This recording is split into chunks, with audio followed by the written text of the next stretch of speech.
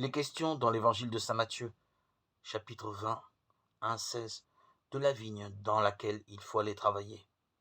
Le propos ne concerne plus le moment de l'embauche, le moment de la réponse favorable à l'appel du Seigneur, mais la réponse elle-même. Et la parabole ne parle plus d'ouvriers, mais de fils, c'est-à-dire, dans le langage biblique, des enfants d'Israël. Le Père dit « Mon enfant va travailler aujourd'hui à la vigne ». Plus qu'un ordre, c'est une invitation à participer au royaume. Pour le Fils, ce ne peut être une corvée, mais un honneur et une responsabilité. L'auditeur lui-même comprend qu'il est libre d'accepter ou de refuser la grâce de travailler dans la vigne du Seigneur. Le premier fils répond ne pas vouloir y aller, mais il va tout de même. Son repentir le fait changer. Le prophète Ézéchiel l'annonce déjà. Le méchant vivra s'il se détourne du péché. Le second répond positivement avec déférence, mais n'y va pas. Ce que Jésus souligne dans cette parabole, c'est que le moment est venu de passer de l'obéissance à la foi. Les grands prêtres et les anciens restent scrupuleusement attachés aux commandements et aux prescriptions de leur religion.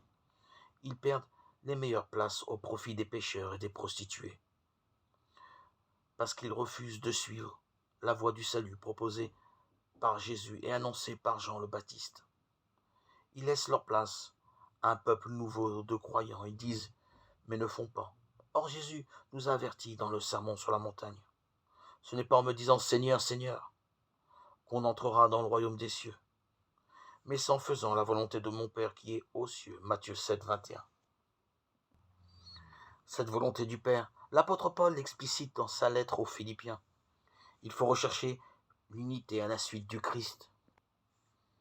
Jésus, qui a pris la condition de serviteur, le mystère de l'abaissement du Verbe dans notre chair et dans notre histoire, obéissant à l'amour jusqu'à la mort de la croix, lave toutes nos désobéissances et ouvre au salut. Croire en la parole, se repentir et agir en frère, telle est la voie du royaume de Dieu, qui est à l'œuvre dès aujourd'hui. Seigneur, enseigne-nous tes voies, fais-moi connaître ta route. Le chemin de Dieu rejoint celui des hommes lorsque ceux-ci rejoignent le Christ dans sa parole. Dieu qui donne la preuve suprême de ta puissance, lorsque tu patientes et prends pitié sans te lasser, accorde-nous ta grâce. En nous hâtant vers les biens que tu promets, nous parviendrons au bonheur du ciel.